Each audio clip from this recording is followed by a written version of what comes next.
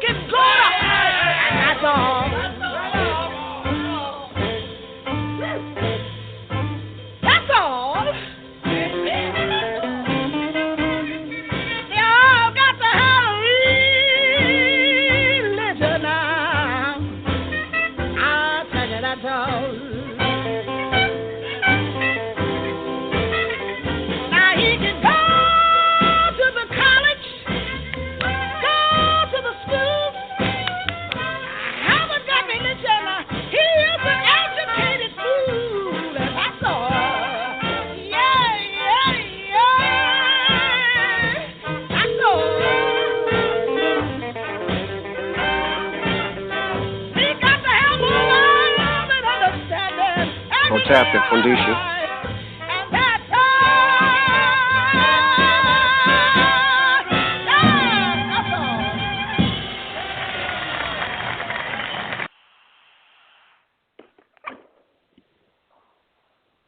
Yes, greetings everyone, and give thanks for listening to Real Radio Talk. I know it's been a while since I've been on the air, and now I've taken the mantle back, and we have the Honorable Mfundishi on the line, live from New York, and he's going to talk about We Are StarDust, Spiritual Consciousness, and Ancient Egypt, and what is the New Black. And we also have our guest co-host, Landserv Media, and Brother Keston on the airways from Orlando, Florida. They have, taken the time and the initiative to link up with Real Radio Talk and be here tonight for our honorable guest. So we'll let Landserv Media and Brother Keston introduce themselves before we have the guest come on and introduce himself. Brother Keston, feel free to go ahead. Yes, it doesn't matter who goes my first. sisters. It's an honor to be here, really. It's an honor to be on your show and speaking with you, and to listening to our brother, because like I said, we're all here to help each other to grow in a spiritual way, which is really great. So it's my honor. My name is Keston, and we work together, me and my brother-in-law Lance, on the Lance Curve show. we put out as much information as we have for our people that they can get into the spiritual place that they need to be. So we really appreciate you, my sister, helping us in this regard. So is one hand wash the other one.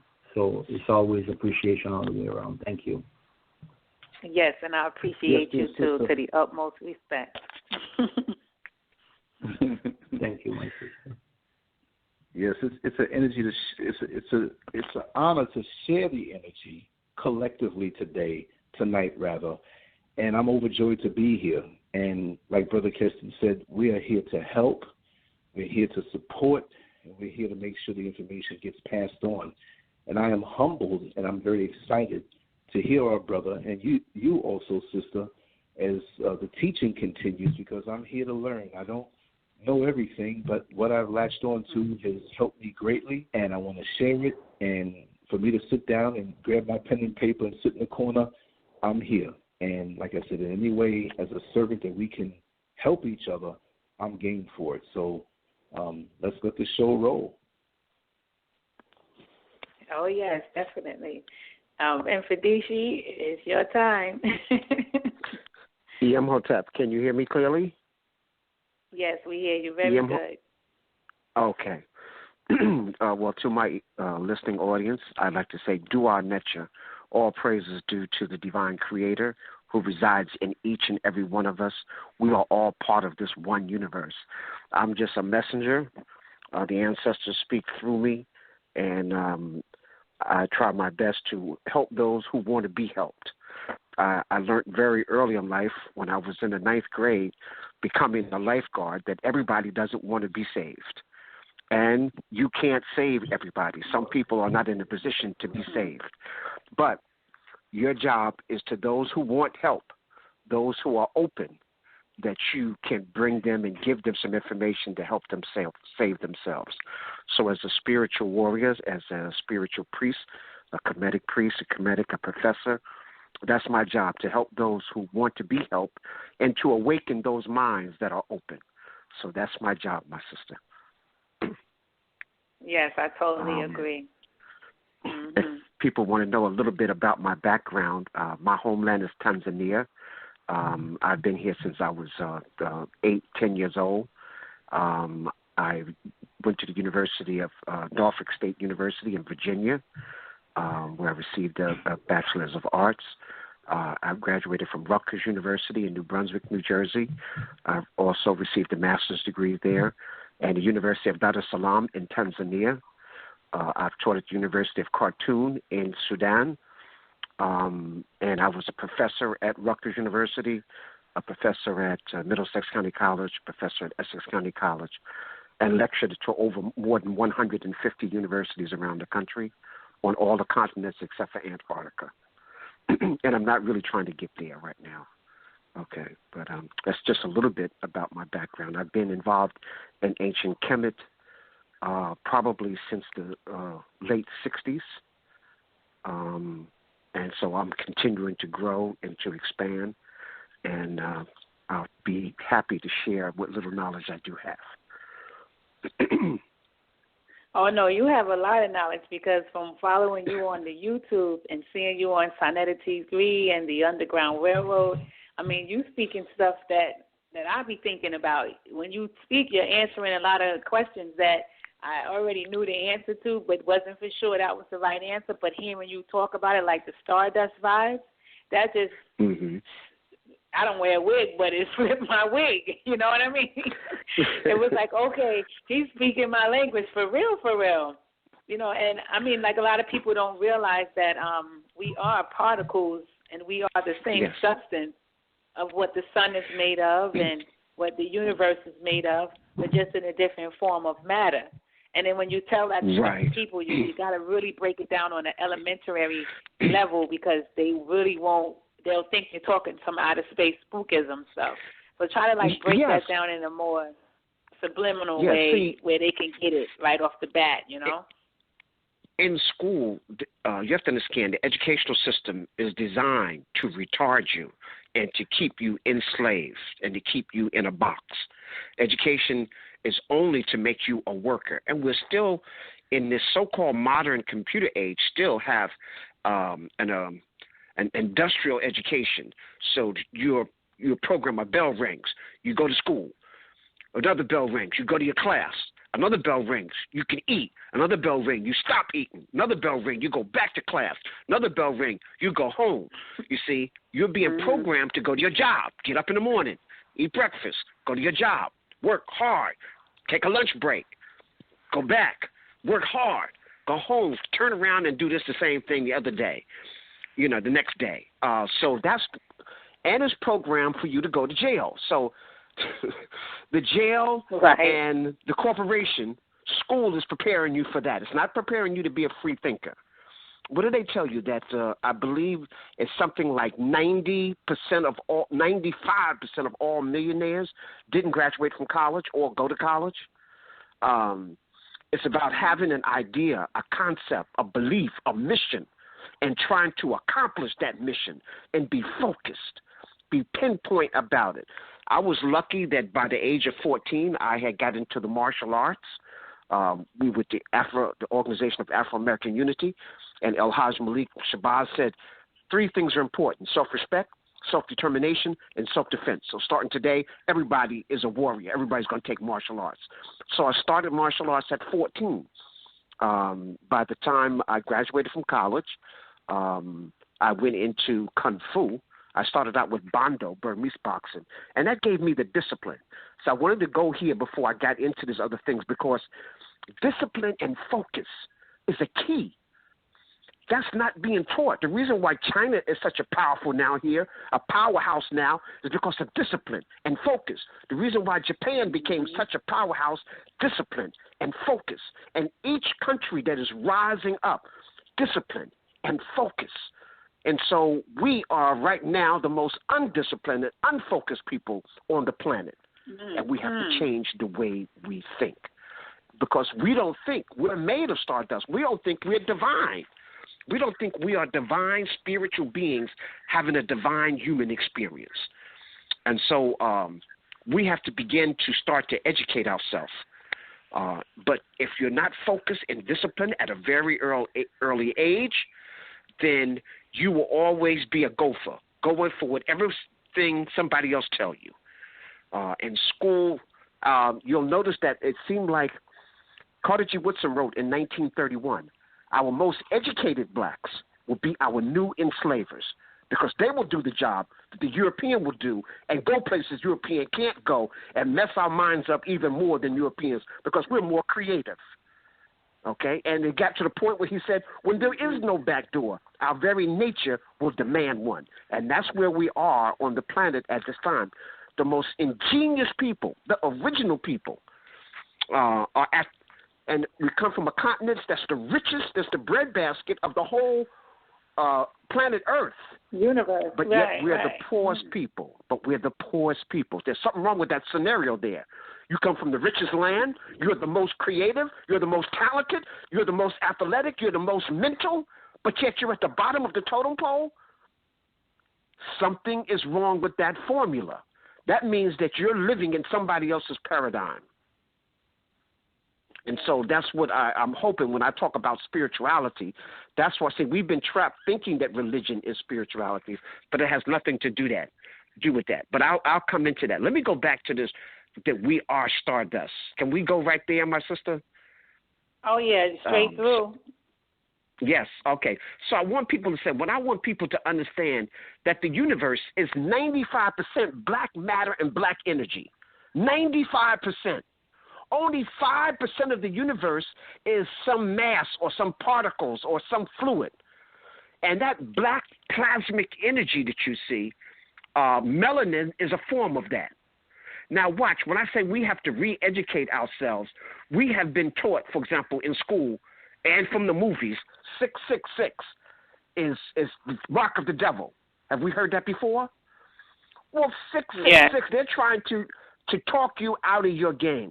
666 is 6 electrons, 6 protons, 6 neutrons.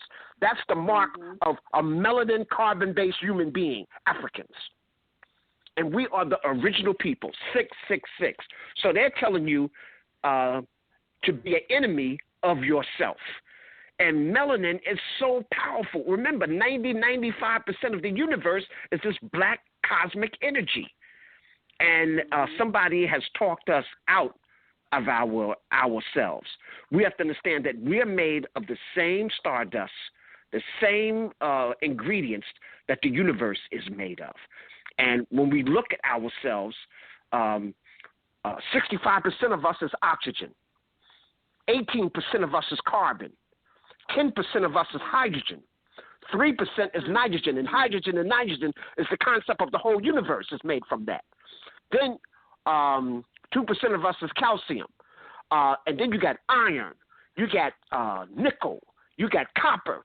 All of that exists inside of every human being. Every human being is composed of all of these elements. We are actually literally carbon-based units. I tell people that carbon is to minerals the way chlorophyll is to plants, the way melanin is to humans or animals. So melanin is the foundation, and like for Asar would be depicted green, but he was called the Great Black because they understand that black and green are the essence of life. And so colorology now becomes an important aspect. So people are trying to run away from their melanin. On the African continent, the leading drug or chemical is a bleaching cream. So between bleaching your especially skin Nigeria, to get rid of your melanin and bleaching your head to get it straight, to take that coil, which is your antenna to the universe. Coiled hair is receiving energy. Straight hair is fur. It's animal hair. It's not receiving any energy. It's just there to keep you warm, like a dog or like a bear. People don't understand that. But we want to be like the dog or the bear as opposed to having that coil, that kink, that curl that connects you to the universe and acts as an antenna. They don't understand. Melanin enhances memory. It increases your communication skill. It enhances your feeling and sensitivity to the planet. It helps you become much more creative because there's a flow of energy. Melanin is a conductor of energy. It has emotional properties. You can think inside of your skin, even outside of your brain. It helps retain your youth. It increases all motor skills. In fact, European Jews have had melanin conferences since 1936 because most of the diseases they have, melanin will cure it. A dead black man is worth more than a live black man. Melanin is the highest commodity of a chemical on the planet Earth. People don't understand that. Melanin, so when it's in its healthy a dead form, black man is more worthy than a living black man. Right, and richer and more component than gold, uranium, and platinum. It's the highest melanin. Wow. Melanin is the highest quality on the planet Earth. So when you're having what's happening in North Africa, among the Islamic countries, Libya, Mauritania, they're harvesting organs. When they had the earthquake in Haiti, it was one of the greatest organ harvesting. They literally get hundreds of thousands. Rockefeller had 4 black hearts implanted in him. So some of the most racist people want black organs, because black organs is like the highest thing that you could get these days, and one of the most purest elements of pertaining and sustaining life. And so what's happening, not only is the slavery happening in Northern Africa, but they're harvesting organs wholesale. And brothers are being bought for $200, $400, and that's not in the news now. One sister took some pictures a couple of years ago, and then it was out there, and now everybody's forgotten about it, and slavery is still going on in North Africa among the Arab Islamic countries. Yes, it is. I saw some documentaries on that. You're right. But melanin vibrates in your throat. You can't see without melanin. That's why albinos have a nervous system, and usually their vision is impaired. If your eyes are not dark brown or black, you don't see or capture light the way everybody else in the universe does. You think everybody see the same thing you see as an African person, but they don't. They see different. In fact, if your eyes is green, blue, and brown, that's not even melanin there. Those are veins and arteries you're seeing. They're melanin deficient. They can't capture the speed of light the same as you. They don't see the same as you. But we want some blue eyes. We're going to put in some green contact lenses. Not understanding that the black dark eyes is the most efficient eyes on the planet. Captures light, speed of light, and everything at a much more efficient rate. But we've been educated to think almost the opposite. We are the children of the sun. So think about it. If the sun is the main source of life on this planet, and you're allergic to the sun, then where are you from? That's what I want to know. We have to really be serious about that. But we have to, but it's our job as the adults now.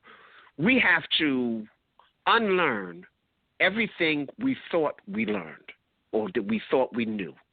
It's not that everything that you've learned is wrong, but it's from probably the wrong perspective. So it's a matter of relearning. Like when you think up is down and down is up. Africa is inverted. The Hopi River flows down north. But when you tell people that, they totally reject it because it goes against everything they've said. When something goes against everything you've said, you disconnect. Sometimes people hold a core belief that is very strong. When they are presented with evidence that works against that belief, the new evidence cannot be accepted. It creates a feeling of extreme uncomfortability, and they call this cognitive dissonance. And because it is so important to protect your core belief, your core religion, your core spiritual concepts, that they will rationalize, ignore, and even deny anything that doesn't fit into that core belief. And so that's what we're dealing with when we present them with how beautiful melanin is and all the things it do. It's disconnect. People they hear it, but it doesn't compute because they're upside down, inside out, and backwards. And when that happens, even if I give you some good information, you don't know what to do with it. You don't know how to receive it. Exactly. Right. It doesn't have a place in your paradigm. But, my sister, we have to take control of our educational system. That has to be a priority now. We've tried everything else. I noticed we get happy when our oppressor is getting ready to mess our children's minds up. You might send your kids to an Afrocentric school. You might do some homeschooling. And then finally they graduate from high school and they get a scholarship to all the Ivy League schools. And you're so happy. They go into Harvard, Yale, Rutgers.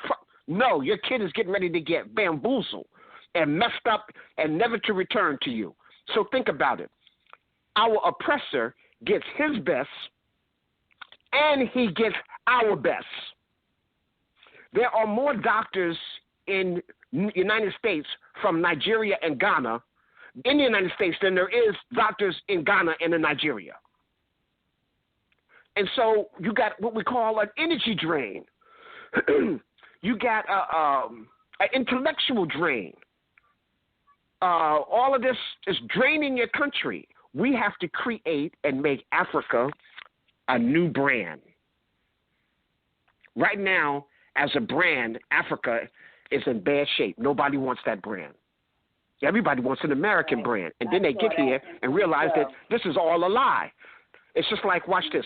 And now what we need to do is analyze, how do we make Africa a good brand? Let's look at Jordan. Jordan is a brand. He is considered one of the greatest basketball players that's ever played the game. Led the NBA 10 times. The best defensive player 6 times. Won in the championship game, never lost a series. 6-0.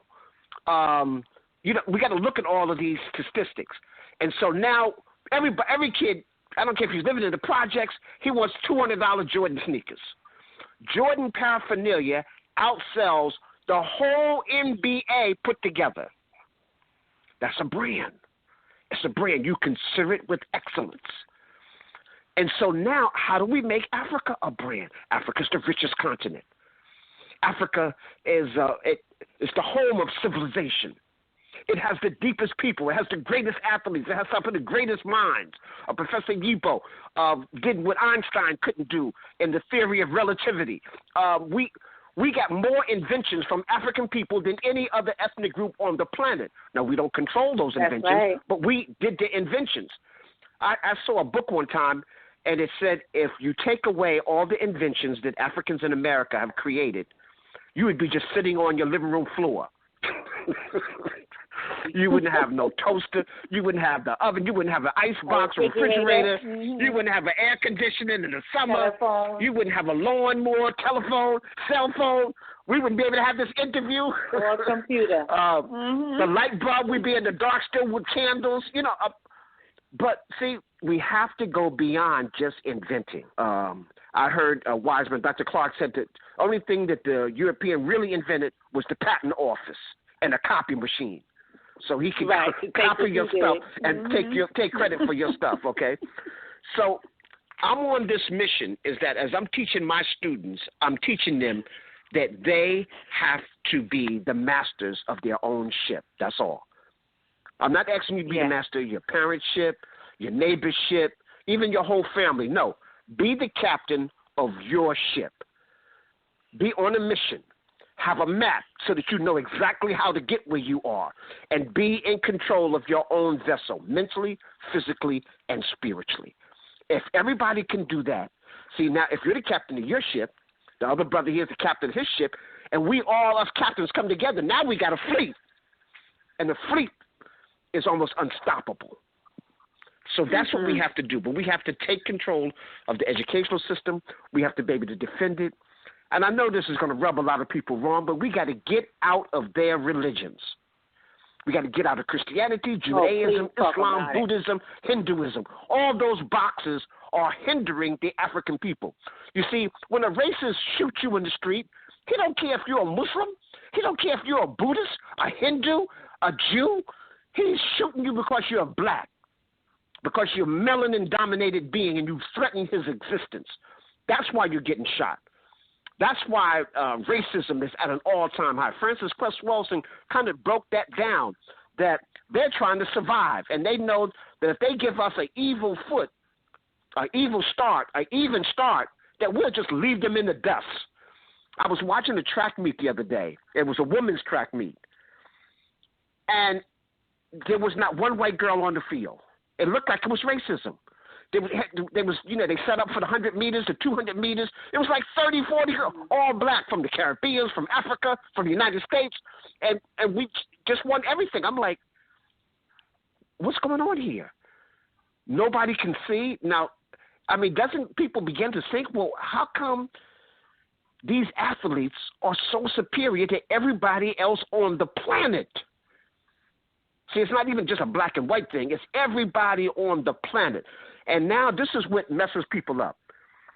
Motor skills are created from a mental genius. In order to run as fast or jump as high or to be as coordinated, to have moves like these best, that all happens mentally first. So when someone says you're physically superior, they're saying you're mentally and spiritually superior also.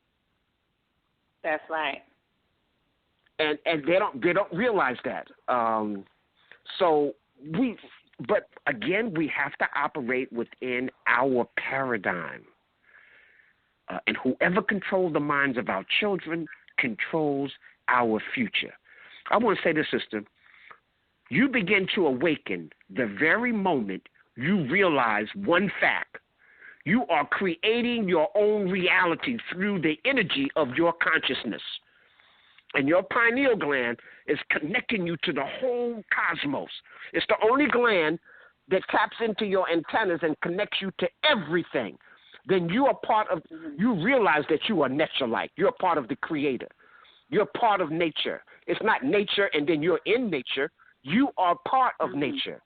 So spirituality then is really trying to recognize your harmony with nature and for you to continue to try to blend in and to become one with nature. Religion doesn't do that. These other things don't do that. Doesn't teach you to be one with nature and all things on the planet. So again, it's about tapping into our consciousness, and we must teach our children to be unapologetically black Africans. We got to love each other. We have to honor each other. We have to respect each other. We have to build with each other. We have to protect with each other. It's amazing that we trust our enslaver, our rapist, our enslaver more than we do the victims. You know, so we're in the same situation. Yeah, that's very sad. That's a sickness right there. That's yes, that's a sickness. The transatlantic slave trade sickness that I call it. It's like a traumatic syndrome that's been passed on from generation to generation to generation. Because if my grandmother don't break the generation, she's going to raise my mother like that. And then my mother's going to have me. And if I don't snap out of it, I'm going to raise my children like that. And then my grandchildren and my great-great-great-great. And it's just going to keep going on and on and on until you just see that we're just a sick race of people. And now we got this stigmata on us that all black people is bad and that we don't want nothing. We don't work. We lazy. But we built this country, yet we lazy. Everything they say that we're can not, you imagine that? We're the ones in the field and they're calling us lazy. Mm-hmm. You know, we're the one that pick the cotton. We're the one that make America rich, but we're lazy. That's amazing. That's reverse psychology they put on us. Today. And that's why the White House is standing right now, because our ancestors built it, landscaped it, and built it. Who do you think Benjamin Franklin was there for? Just to put his fingers? You know what I mean? Yes. Mm-hmm. And I have a formula on that I try to teach on how to recapture our mind. And in our educational process, besides using the Medu Neter as our classical language, I try to make sure that we understand these 5 major domains. We started out by the mineral domain. Remember, we talked about we are StarDust. So the galaxy is made up of minerals. The sun, the stars are minerals. The star, our stars, Ra, the sun is a mineral. The earth is a mineral, and all the planets in our solar system. But yet we know almost nothing about the minerals. On Earth, what about plasma? Topography. Plasma, yes. Well, plasma is a form of energy, and that I tap into that also. But minerals. People be going to the hospital for lack of plasma. Like how people go for a blood transfusion, they're going for plasma transfusion. Well, see, blood is liquid crystal, so I need people to understand that. So that plasma is liquid crystal. So crystal is a mineral, and that's the core of everything. So master the mineral domain first, and that means that you need to understand the elements. You need to understand the planet that you're on, understand the energy coming from the sun, and you need to understand all the minerals or a large percentage of the minerals in here. People come by my booth on 125th Street in Harlem, and they go, "Brother, I thought you was deep. You're selling rocks." I'm saying, brother, these are so funny. I went to laugh till I cried. Yeah, I said, these are crystals and gemstones. Brother, these are rocks, you know. You're selling rocks, man. He said, you believe in rocks? I said, brother, this is energy. I said, brother, your watch is run by quartz crystal. Your computer is run by a crystal. You know, crystals is energy. You know, then I start breaking it down, and they go, you mean rocks got energy? You know, so I'm just showing you how backwards we have become.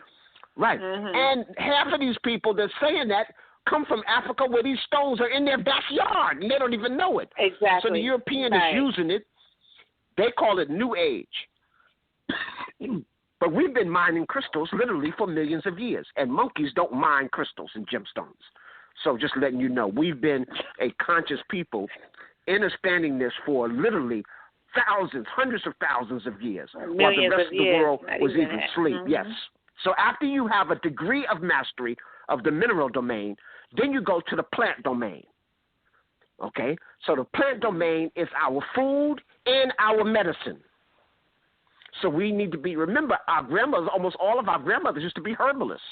You need to be a herbalist. You think that your cure is at Rite Aid or CVS or some drugstore. Look, they even call it a drugstore, and you can't wait to go in there. A drugstore, that's a drug, something artificial that cannot heal you. It only masks over the symptoms, and you're actually proud of that. Right. I went to the drugstore and got my medication. Right. Right, and they're happy about that. And I'm just trying to show this psychotic situation we happen to be in. So we need to go back to farming.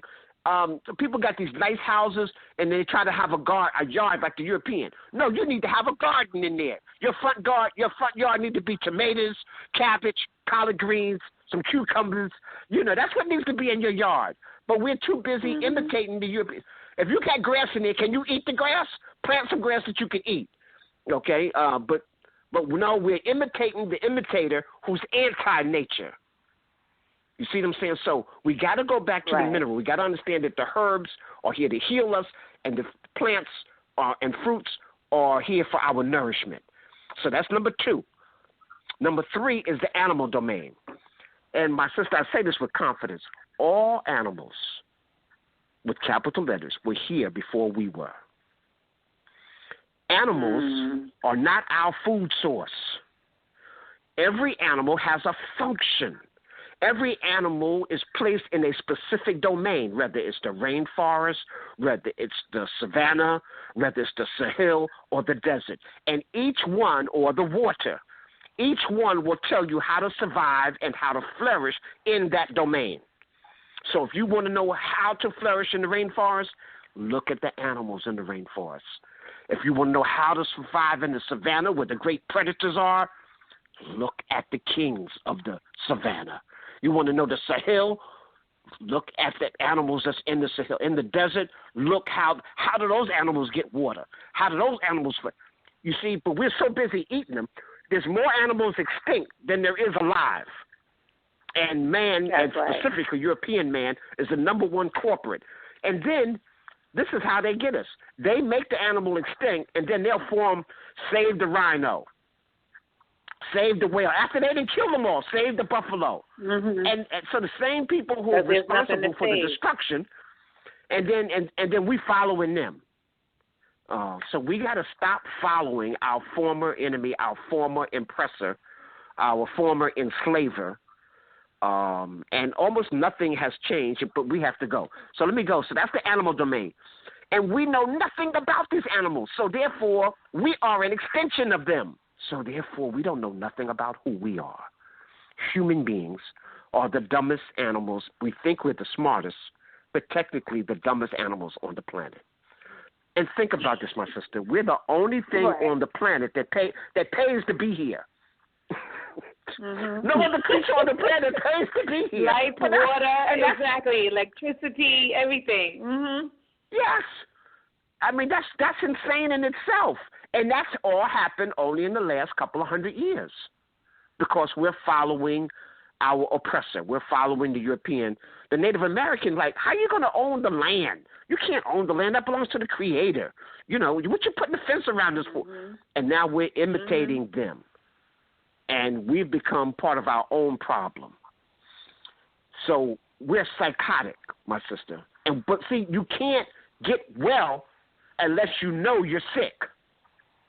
Exactly. And you know I say that all the time. It's like they're walking around with this traumatic slave syndrome, and they don't even know they have it because they don't even know that it exists. So therefore, and then when you bring it to them, they get offended. And when you bring it to them, they get offended. Because they think you're dissing them. So that's why, watch this, my sister. If you were placed in incarceration in a state of enslavement, outside of killing you, what's the worst thing they can do when you're locked up? You kill me. No, they put you in solitary confinement.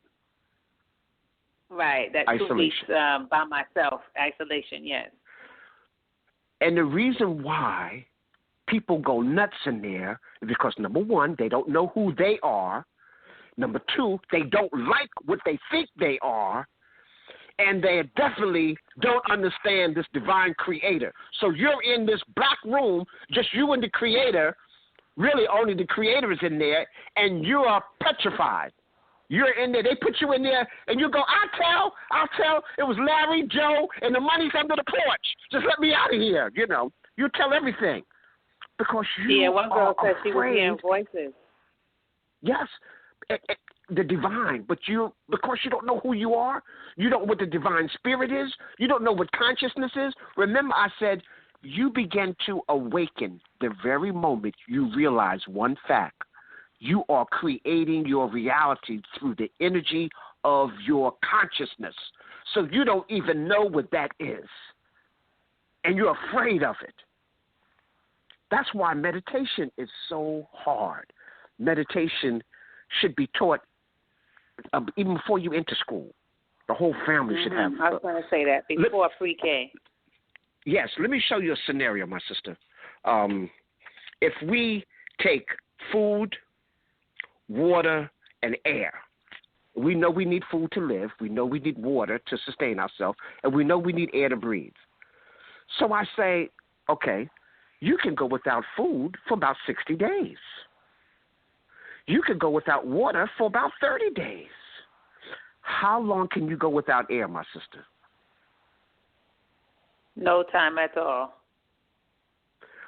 Now, which one do we know the least about? Air. Air. So the most important commodity that you need, you know the least about. That means that somebody controls you totally, because you don't even know how to sustain yourself, and you don't even know how to use that. That's why in meditation and in forms of yoga and things like that, breathing is the essential key. Oh, the yes. breath is the most important thing. Through breath, you reach fourth and fifth dimensions of consciousness. Through breath, you are able to understand that you are not your body, but you are your consciousness. And only in the human domain. Yes. Have you ever heard of a breatharian? He gets his nourishment and fluid from the air. From the air. And the sun. Yes. But we know so little about that, and that's to keep us enslaved. And my sister, that was the fourth domain, the human. And the fifth domain is the spiritual domain. The spiritual domain is that dynamic energy of consciousness, and that we are part of that one, and it permeates everything, the mineral, the plant, the animal, the human. Spirit is in everything, in the crystals, in the gemstones, in the earth. And so you are part of everything that exists. See, people want to be spiritual, but they don't know what spirit is. They want to, so even if they get a spiritual download, they don't know what to do with it. They can't even handle that. They subject to go nuts.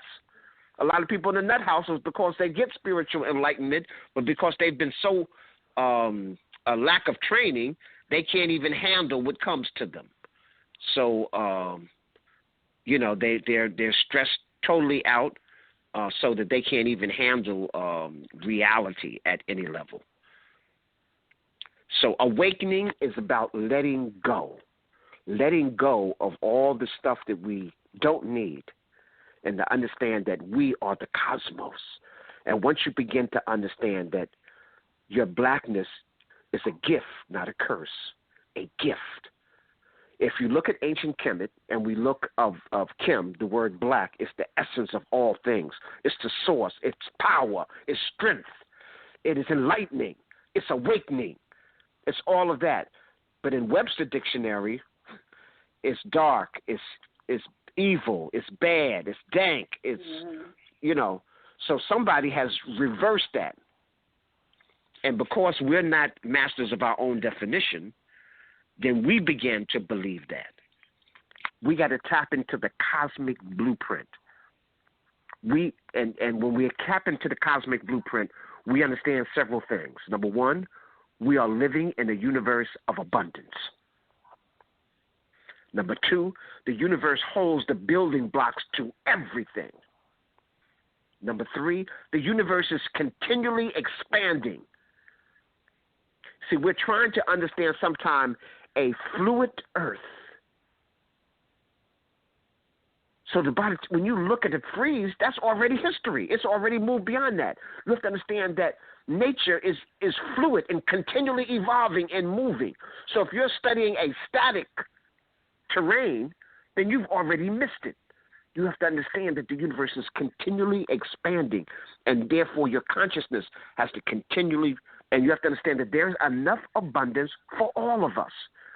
universe is manifesting according to our will, and it will deliver based upon the existence of your will. So if you have no will, what you speak the most of is what you get. If you constantly say, oh, I'm broke, I ain't got no money, then that's where you're going to stay. You have to speak into existence what you want. We need to seriously filter our thoughts and emotions in order to project what we want to manifest our lives.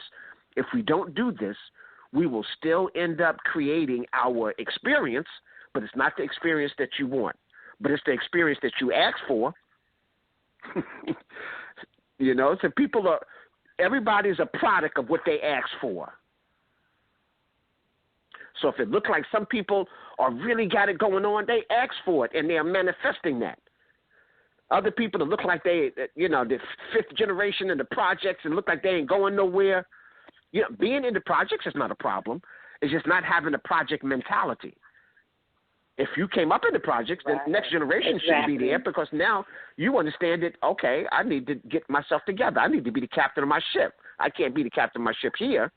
I got to move because the environment is not conducive.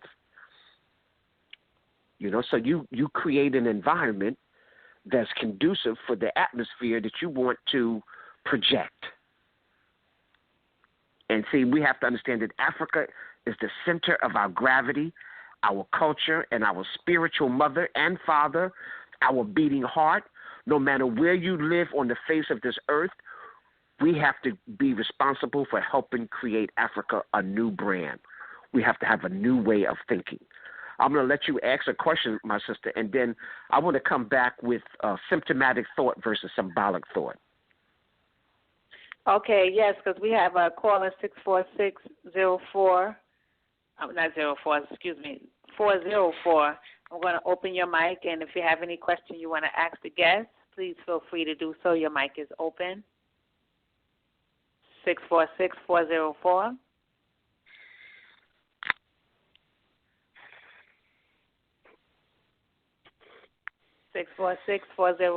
Your mic is open if you want to ask the guest a question. Okay, so we'll move on to 224-217 if you want to ask the guest a question or add on to what he was saying. 224-217. Oh, it looks like you just got them mesmerized right now. Okay, all right. It looks like you just have them listening. I don't know if Lance Scurv or Brother Kester wants to say anything, but they're just on listening mode, which is good. You know, sometimes they don't have anything to ask; they just want to listen. You know. Yes, my brother. Great appreciation for you and the wisdom that you are dispensing right now. I mean, to be honest with you tonight, I'm a student. I'm just here to listen and pay attention because you bring in the wisdom to the room. And so therefore, we have to be the student, my brother, and we truly greatly appreciate you. And I'm not going to hold you up. I just want you to continue to dispense this great wisdom that you have been endowed with to give to us. You see, that we can better ourselves. Yes. When I talk about spirituality, I'm using a model that the wisdom from Jhuty, from ancient Kemet, and even before Kemet came into existence, ancient Kosh, have laid down. And this is the energy that has built some of the greatest monuments, some of the greatest mathematical formulas on the earth still exist today. So it's not a symbolic thought. It's a fact. I mean, we can still go and see the pyramids. We can still go and see the temples. When we talk about how come nobody in the Bible is in the museum? How come you can't find nobody's grave? How come you don't know where nobody is? But yet, when I talk about ancient Kemet, I can pinpoint every single person. I can even show you their mummy, their sahu. I can show you their works. There's more writing in the Medu Neter, the ancient writing of ancient Kemet and Kosh, than all the ancient civilizations put together and multiplied by 100. So I need you to understand. There's almost not a major museum in the world that doesn't have artifacts from ancient Africa. And let me say this. Through the Vatican and the Pope and them, they have made the study of us a science by itself.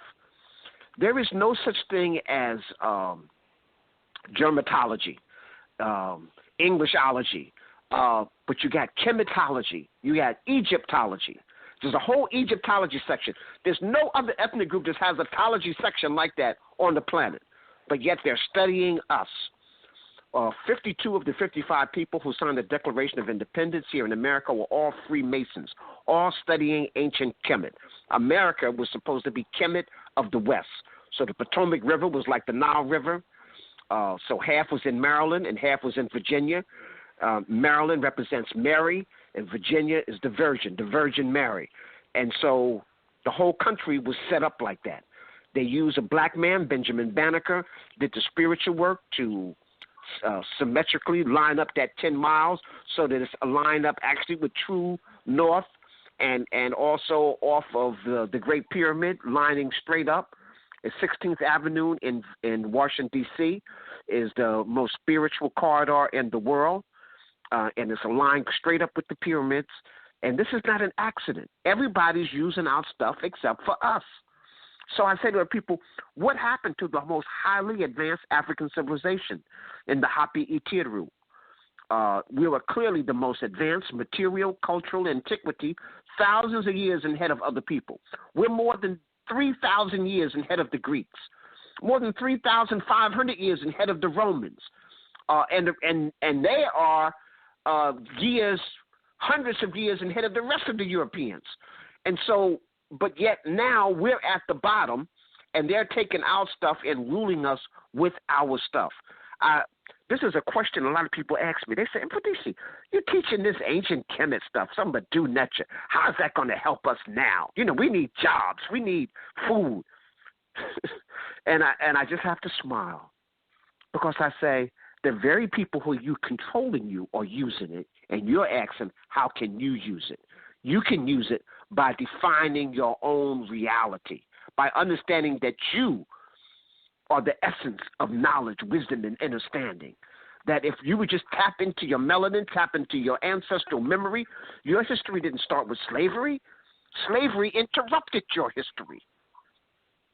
So now we have to understand what is the process and how do we get out of this. You have to understand that almost all the books about Africa and our experience, most of them are written by our oppressor.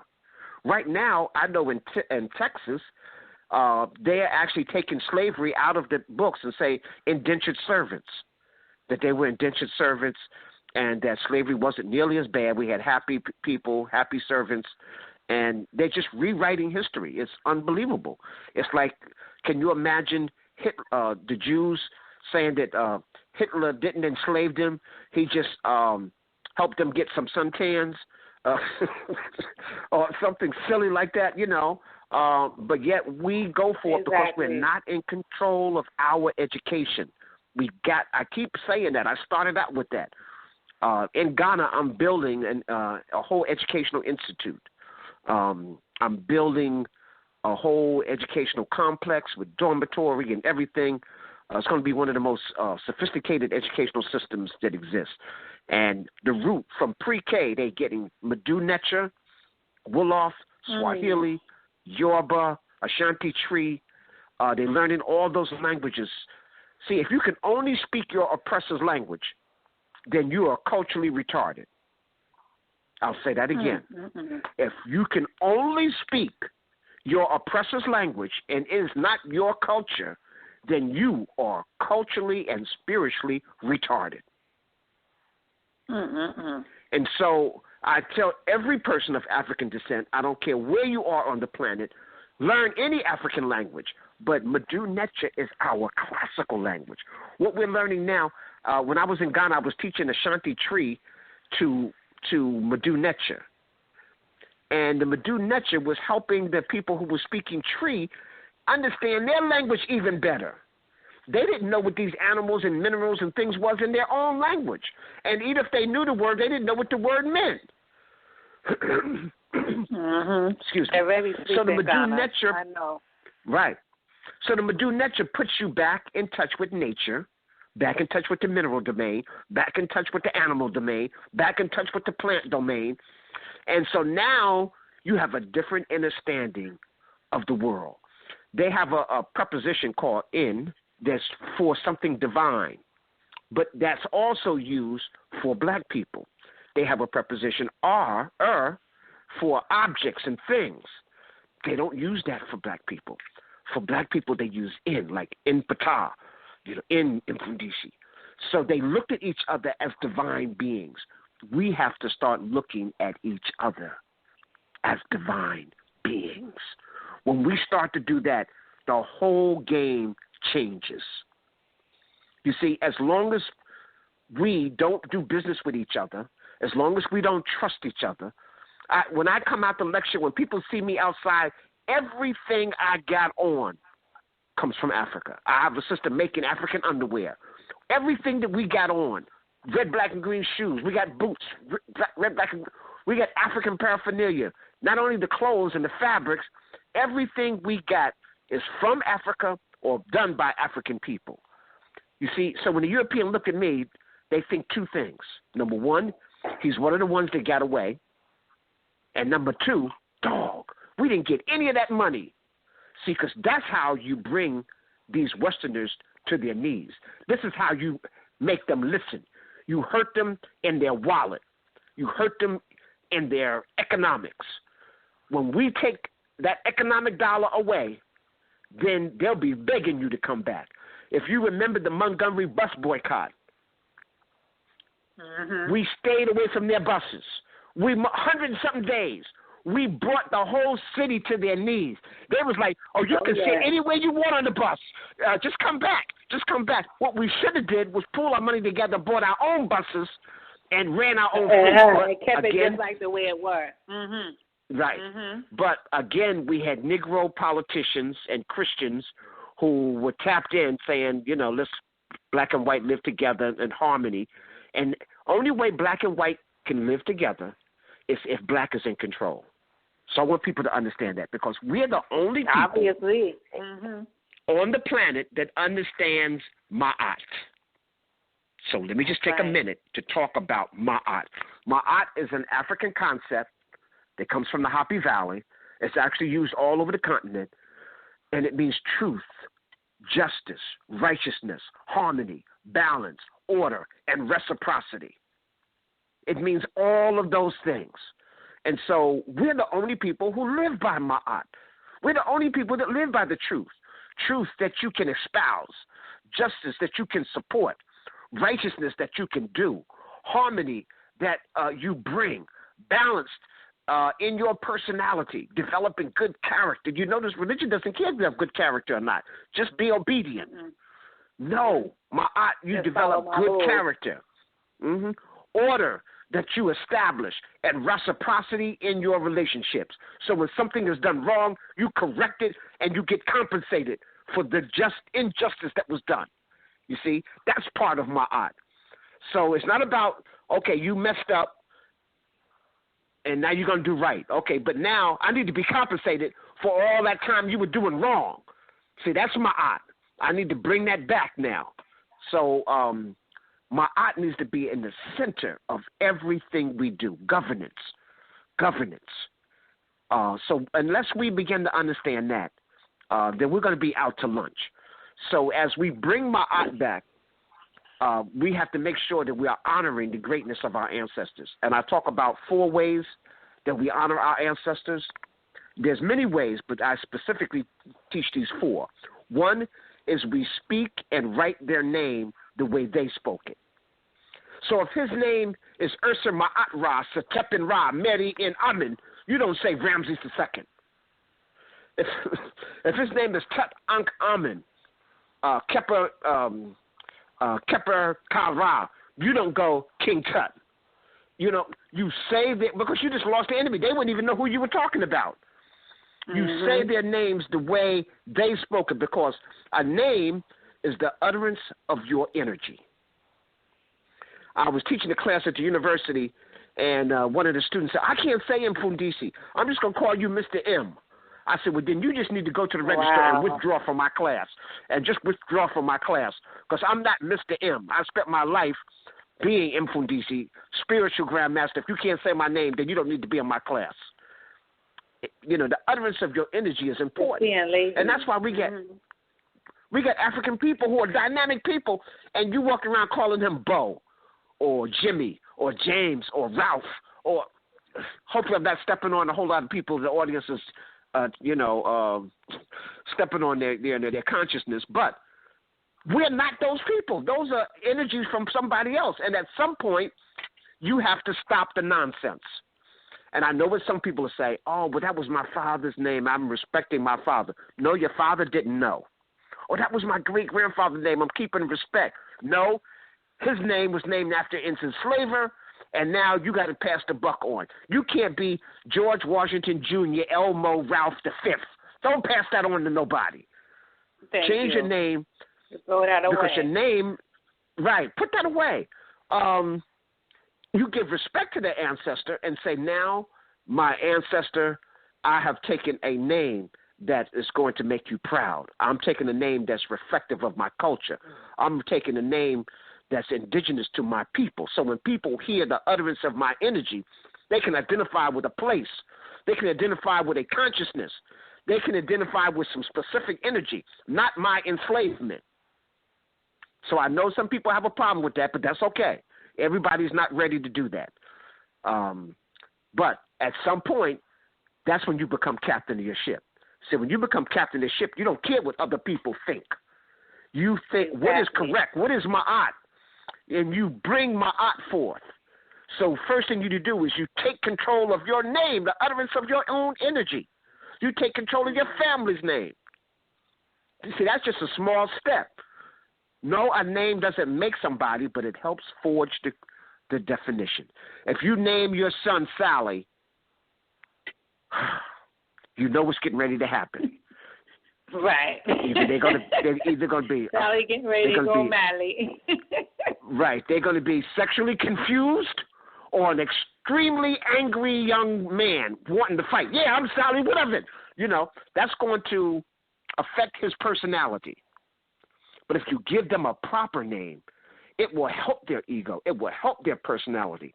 It will help them tap in and become proud. So I've done consultation with people, and they don't even want to tell me their name. They're like, every time I hear my name, I cringe. Hey, well, do something about that. You're a grown woman. You're a grown man. Right. But see, we don't understand that we're the captain of our ship. We don't understand that we have control.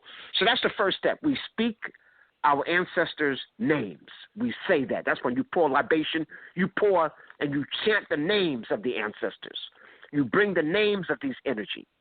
Number two, you use and honor their great works, great completed works. And that's what we're doing. That's what we're talking about here. Our ancestors laid down all the stuff I've talked about. Almost everything you heard me say, I didn't make up. All of this comes from our ancestors. All this comes from the great elders that I sat at their feet. And our job is to make sure we do research. So just because somebody said it, don't make it right. You want to find out, well, where did they get that information from? I'm a research historian. I just don't regurgitate what I hear somebody say.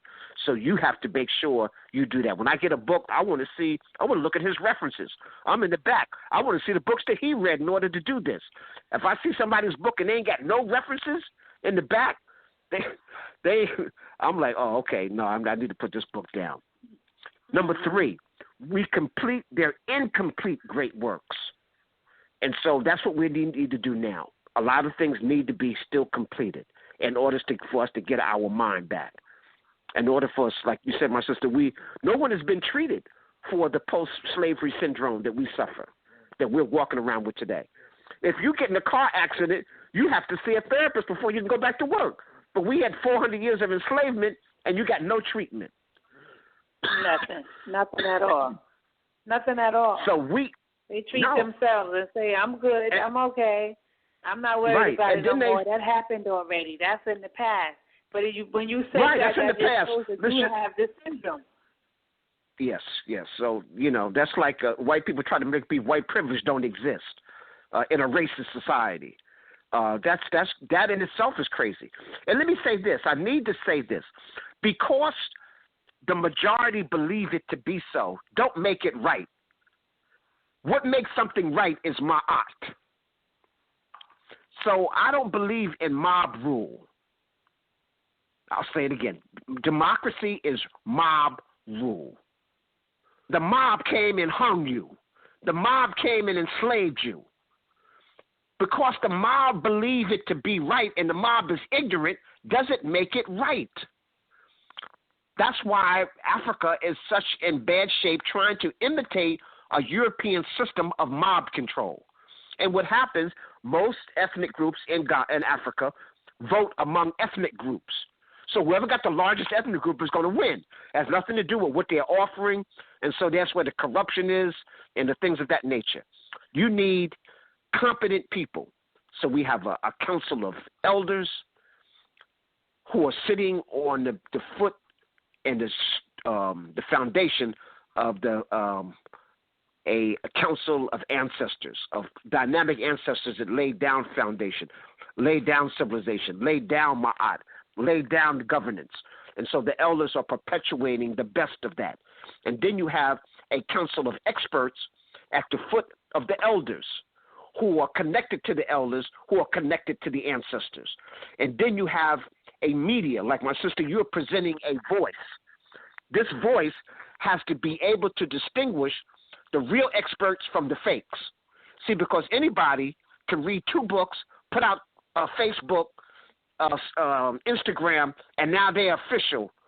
They're authority on something that they almost know nothing about.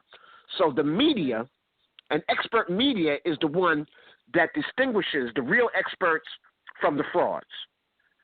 Because when you just go on the internet and you're trying to get yourself together and you go on YouTube, you don't know who's real and who's not real. You look, this person got 40,000 hits. I want to listen to that. But he could be a fool. And then after listening for a year, you done wasted a whole year, and now you're a fool. Yeah. Mm-hmm. Right. And then you finally, but you didn't wasted a whole year following the fool. You need a media like what you have here so that you can put the real experts who are connected to the real elders, who are connected to the real ancestors, who have laid the foundation. You see? That's right. And now your schools, real talk. Mm-hmm. Right, and now the schools are connected to this media, to these experts, to the elders, to the ancestors. You see what I'm saying? So now you got an education to help you survive and flourish and to keep up with the times and to keep up so that, remember, the universe is fluid. The earth is fluid. Nature is fluid. It's still expanding. So, that needs to be in place. The third thing, so as incomplete works, the fourth thing is to create perfect images of them, carvings, sculptures, paintings, statues, and monuments, so we know who and what our ancestors look like. I'm hard pressed when I listen to Christians who read, and somebody will say, well, even if you believe in Jesus, he couldn't be blonde hair, blue eyed, and who got names like Paul, John, and David in Africa and in the Middle East? Where you get them kind of names from? And people are not thinking. They're not thinking. In antiquity. Mm-hmm. Mm-hmm. Right. And so they're not thinking, But see, that's what those religions does. Right. It's not designed for you to think. And if you begin to question them, like, come on, you're a grown person and you believe that Eve came out of the rib of Adam, and you are an adult and you believe that fairy tale. See, now that goes into what I call symbolic thought. And so everybody's born from a womb. Yes, everybody got a belly button. But somebody's convinced you that Adam and Eve come from a rib. And then even Adam had another wife, Lillian, before he had her. How come they don't know about that? Because she was too independent. See, so they had – but it's a fairy tale that people need to know that. It's a whole other time for you to come on and talk about those 2 wives. Okay. Okay. No, all right. But, because you just start some flames right here over here with me because I didn't even know that. I didn't know that. Yes, yeah. I know and he like had one wife, but not another one before that one. Yeah, he had Lillian before that. Yeah, Lilith, yeah, before that, yes. But she was independent and outspoken, and so they couldn't have that. They had to make her submissive and a problem, so they had to switch that up. So they put her out of the garden, and he got a new wife. And then they took the whole tree. The tree of life comes from ancient Kemet. But tree of life has Jhuty on one side and Shashat on the other, the woman, his wife. But Jhuty represents articulate thought, articulate speech, articulate writing, articulate action. His mate, right, Ma'at and Shashat, represent truth, justice, righteous, harmonious balance, is the astronomer, mathematician, and takes the librarian and records everything. So you have this male-female energy, yin and yang, coming together to create the whole person, the whole energy. So if you just can't have all men, and you just can't have all women. All men, then that's the end of that society. All women, and then that's the end of that society. You need male and female together. And that's what the Ankh represents. It's the male, the female, and the children, a perpetuation of life. And so the key of life, if you are anti-life, then you're anti-nature. If you're anti-nature, then I don't even need to be around you. So that whole LGBT is just straight foolishness. You know that, right?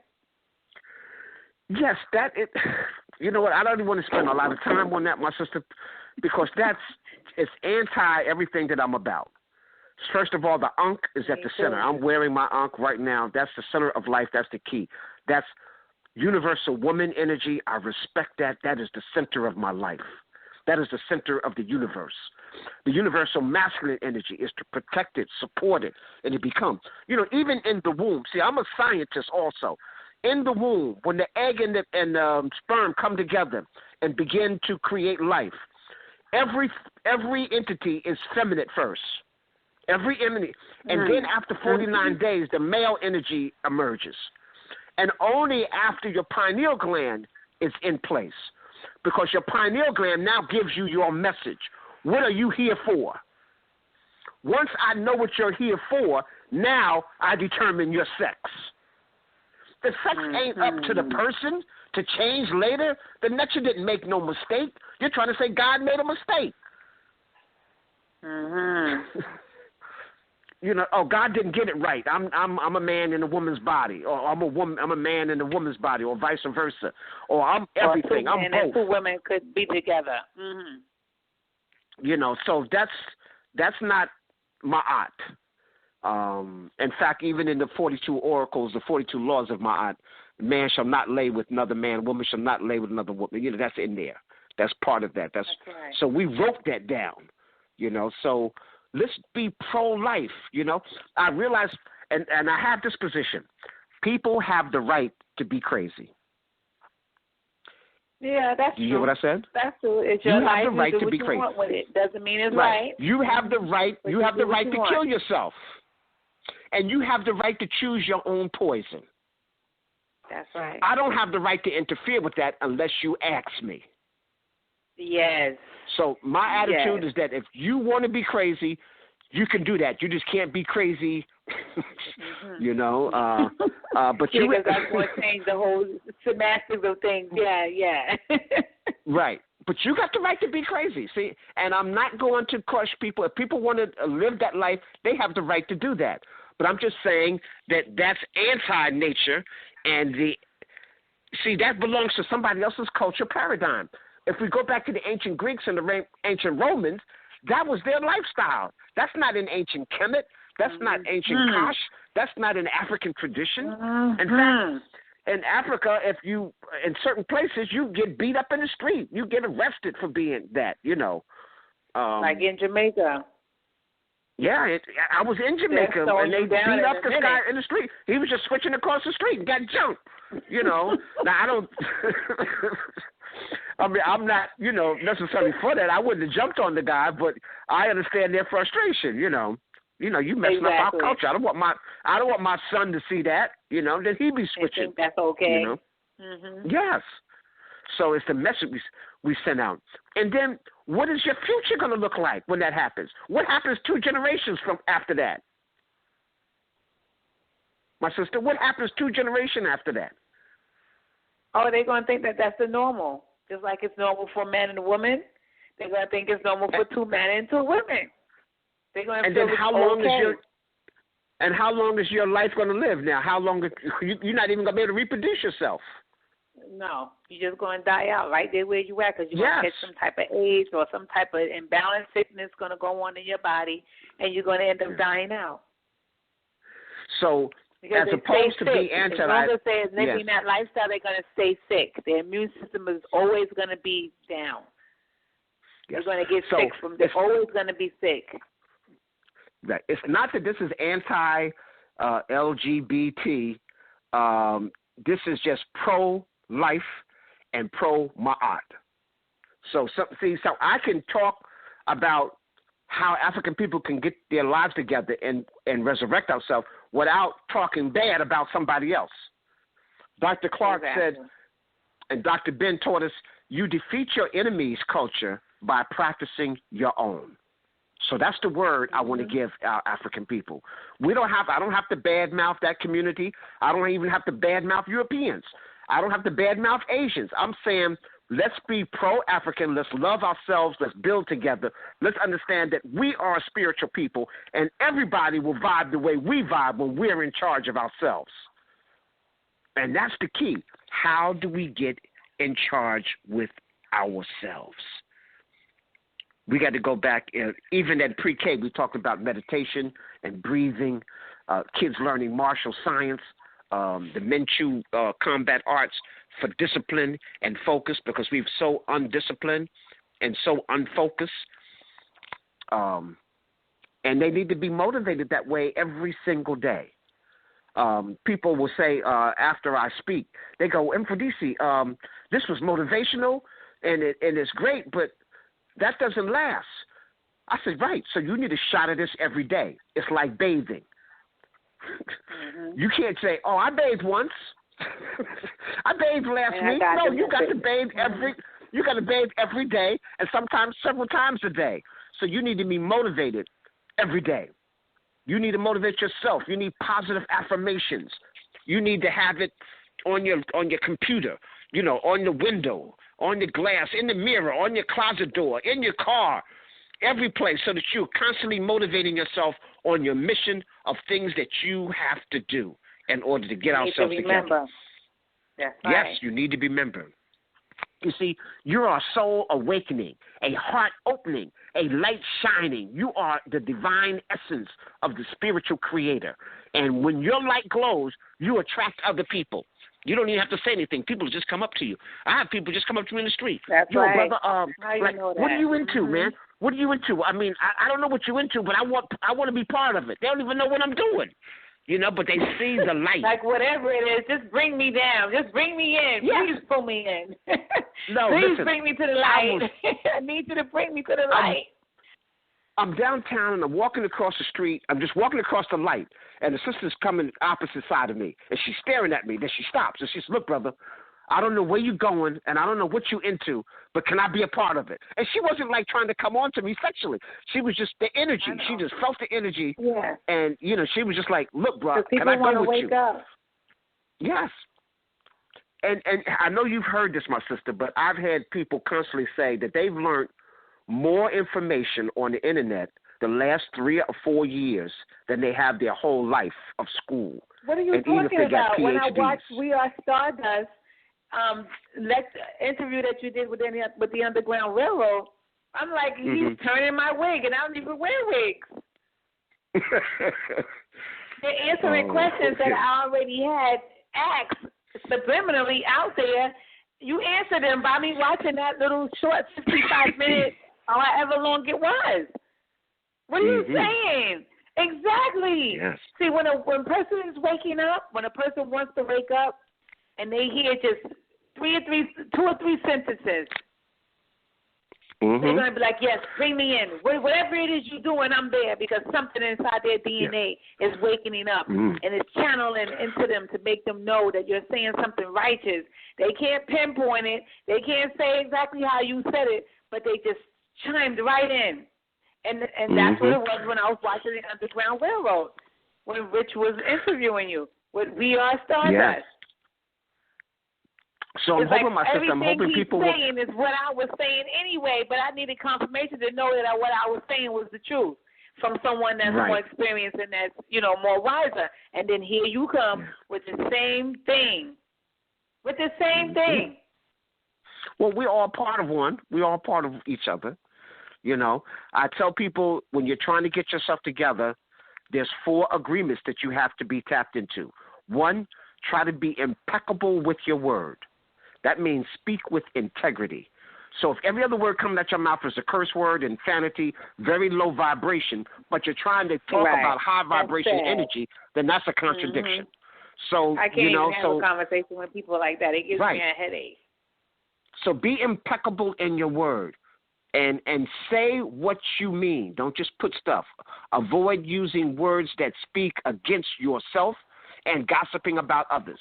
Like I had somebody call me the other day. This is, how do you feel about Minister Louis Farrakhan? I said, listen, how I feel about Louis Farrakhan is my personal feelings. I'm not trying to influence you about Farrakhan. If you like Farrakhan, follow him. Ask somebody who follows Farrakhan. I'm not going to give you my position on Farrakhan. That's irrelevant right now. My job is I'm a Pan-Africanist. I'm African spirituality. I'm a Kemetic priest. I'm helping people on their mission. I'm not here to talk about other people's personalities. So be impeccable in your word. If you want to follow him, follow him. If you disagree with him, disagree with him and follow your light. And that's just how it is. But I'm not going to sit here and have a 30-minute conversation with you on my disagreements about Farrakhan, because Farrakhan is who he is. He's following his path, and I'm following my path. But see, that, like you said, that leaves room for gossip, because then they'll say, well, Mfundishi said that Farrakhan is this and Farrakhan so I try to limit. I try to that. stay away from that. They said it. You'll notice, I don't care if you see 100 of my videos, you will never see me debating nobody. I teach. You either believe what I think or you don't. And I always challenge people, research what I say. I say, don't take anything personally. That's one of the second agreements. Don't take anything personal. You have to look at it and put things in their proper spatial perspective. Don't make assumptions. Find the courage to ask questions and to express what you really want. See, don't wait till after it's over and say, oh, well, I think he meant or I think she meant. No. Yeah. And they want to beat you ask being questions mad. when things Ask questions when things is not clear. Don't assume. Okay? And then number 4, always do your best. And your best is going to vary from day to day. But if you do your best, when you go to sleep at night, you feel good because you know you did everything you could to accomplish and to move forward on your mission. So if everybody just follow those 4 agreements, be impeccable in your word. Don't take everything personally, and don't make assumptions, and always just do your best. That's real simple. I mean, we make things. I used to speak with Dr. Amos Wilson, and he used to talk about how we make things complicated. Actually, to be messed up is complicated. To take some drugs, to eat wrong food, that's more complicated than eating the right. That's more complicated than thinking right. So, we have to... again, unlearn everything we think we've learned and look at it again from an African perspective. And my sister, I need to talk about, we talked about making Africa a brand. Before you go into that, let me see if this caller 954-971 would like to say something. I'm going to open your mic, and if you want to say something to the guest, please feel free to do so. 954-791. I think everybody's just on listening mode right now. 954-791. Yeah, this is Kamal. Yes, Kamal. How you doing, my brethren? All right. I'm fine today. That's a revelation about Adam and Eve and Lillian. I never heard that one before. Okay, well, and then we you're also in the Miami area. 217. If you're in the Miami area, I'll break it down and show you in the books where it's there. That's one of the books they just took out. Okay. Thank you. That's so he'll be at the lecture on the 14th. And do some research on it, sir. Do some research on it. So I gave you the name, Lillian. So, yes. So, yes. Mm-hmm. All right. Thank you, brother. Mm-hmm. Yes, sir. Peace. So then we also have a next caller, 217-553. I'm going to open up your mic if you have anything you would like to say to the guest. Come out, your mic is still open. Hello? Yeah? Yes, go ahead. No, I actually just got a text from Lance Skirb to call in and listen to the show. So I thought I'd go ahead and call and listen and see what's going on. So what was the topic? Well, we had several topics. Spirituality. We are StarDust. We are part of the universe. How do we become spiritual, not necessarily just religious? How do we help ourselves? How do we get out our own way so that we can move forward? Right. Okay. Well, right now I'm kind of running around doing house chores, so I'm going to go ahead and put it on mute and just keep listening. Okay, sir. Thank you. So don't hang up because in 4 minutes we're going to be off air unless you call in number 888-575-3769, and then you'll be able to chime back in. But as far as my side is concerned, in 2 minutes and 54 seconds, if you hang up, you won't be able to call back in because we'll be over that hour and a half time limit. But I'm realizing that there's a lot of people on the switchboard that's listening, and I'm trying to consider that they may have some questions that they may want to ask. So if you hang up or your call gets dropped, you can call 888-575-3769. I'm sure you might have it already. If Lance told you to call in, you should have that number, right? Oh, yes. As long as this number's open. That's for when Lance does his live streams, right? Yes. Yes, sister. So we're like all affiliated and interconnected. Yeah. But I just want to put it out there so you understand. Okay. Thank you. So Lance, do you have anything else? Anything you want to say to the guests? I'm just overjoyed and overwhelmed in a good way. I just wanted to say before I say anything that with that conference line, just keep this line open so when they call in, we can funnel them in because I have the conference joined by a three-way call. So that way they can still call in the 888 number. But, brother, I have to say that we're sitting around the table right now and there's no plate of food in front of us. The food that you're giving us is what you're telling us, and it's resonating 100%. We have to get to you face-to-face, man. What you have is so important for us to absorb, and I thank you for all the years of study that you've obviously have done and the work that you are doing. And let me shut up so you can continue. It's an honor to be on the line with you. That's all I have to say. Trust me. Okay. Thank you. Thank you very much. Well, let's check caller 646-402 and see if they may want to say anything now. Your mic is open. Caller 646-404.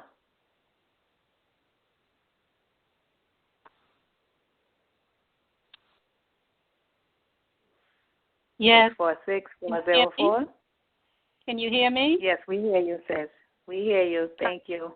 My name is Unkness, my aunt, and I've been listening in. Mfundishi is my teacher, the master teacher, and I jotted down some notes, and I tell you, every time I hear him, he has the same information with a different twist to it, and everything is about my aunt. I just enjoy and I'm enlightened every time I hear him because he lives the truth. And during the years I've been knowing him and studying under him, I am a witness that everything he says, he lives it. And sometimes I turn off to different speakers because I don't get that connection. But when I hear him, when I see Mfundishi in his actual daily life or teaching and instructing, he lives what he speaks. So I'm so honored to be one of his students. Dua, thank you very much. Oh, yeah. Dua. And we have the next one on line, 317-667. I'm going to open your mic as well. And if you have anything you would like to say, you can speak now. Don't hang up because you might not be able to call back in because the official airtime is over. Or you can call 888-575-3769. 888-575-3769. So 317-667, we have your mic open. If you would like to say something to the guests, please feel free to do so. Yeah, just want to say good evening to the panel. This is Brother Nat Turner.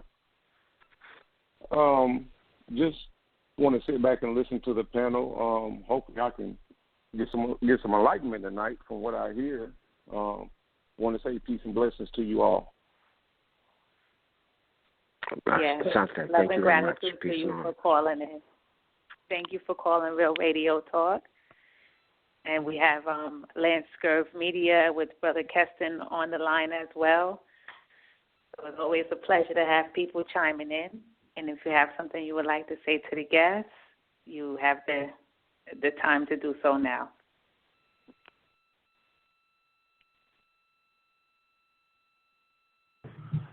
No, my brother, like I said, it's a great honor and a pleasure really listening to you. You know, and a lot of these things that you're saying, pretty much everything that you're saying resonate with me, resonate with my spirit.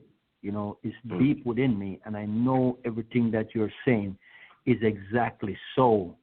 And, you know, having an awakening is really a wonderful thing because then you know, because the ancestors is coming into you and working these things out, and you know that these things are already in your DNA. So to hear a brother come and tell you these things, give you this information. The information is there within all of us. I know that as African people, that the information that you're given is true and is correct. And my brother, I have no doubt, I've never met you personally, but everything that you're saying, I can feel your spirit, and I can feel everything you're saying vibrating within me. So that's how I know everything that you're saying is so. Dua, thank you very much. I appreciate that. Oh, yeah. My sister, I have a couple of books before we get off the air, and that I'd like people to be tapping into. Okay, no problem. Well, we still have caller 317-667. I don't know if they want to say anything, but your mic is open. Right. 217-553, your mic is open. 224-217, your mic is open too. So feel free to come in anytime you feel like you need to say anything. The guest is here to take your call. Yeah, this is Brother Nat Turner again. I want to say peace to Brother Kest and Brother Lance. How you brothers doing tonight? Everything is good, thank you. Doing good, thank you, my brother. Yeah, we're good, Brother Nat Turner. Thank you for tuning in, brother. I couldn't have you miss this tonight. I couldn't have you miss this. Yes, sir. And this is the first of many. Brother Mfundishi. I've been listening to you for a while. Wise brother, very insightful. I always try to pass on to my own children what you talk about, just like what Brother Lance talks about and what Brother Keston talks about. I was just talking to my daughter last night, you know, about who we are, about our ancestors, you know, about who we should strive to be, not this westernized mindset that we have, but, you know, our African mindset. So I really appreciate you, brother. Once again, you know, and you as well, my sister, I appreciate you because I am raising a daughter, and I want her to, you know, strive to be the best that she can be in black womanhood. So I appreciate everybody on the panel tonight. Yes, and give thanks for calling in to Real Radio Talk and Lance Scurv Media with Brother Keston and listening in to Mfundishi, who has, you know, experience under his wings and here tonight to share all of the messages and all the energy that the ancestors have instilled in him tonight to share with us. You know, thank you for listening and bringing this information to your children because those are the ones that really get it and could formulate it into the way it needs to be formulated. They're not rejecting things, and they're not stubborn to the matter. And, just thank you for even just listening in, because a lot of people could be doing other things right now besides listening to Real Radio Talk. And just the mere fact that you're here, getting all this vital information, it's very important, Yes, it is. Yes, it is. And thank you for giving me that link, Brother Lance. Appreciate that, brother. Yes, sir. It's my honor. Oh, most definitely, man. The honor's mine, and that's part of putting in the work, man. We got to connect. We got to remove our egos. I'm talking about folks out there. We have to really connect as though our life depends on it, because our lives do depend on it. And the information is key, and behind that, the action. So I'm a servant for anybody who has to, get that information out there, whichever way I can fit in. And I just appreciate you all. Dua, I appreciate you, too. Excellent.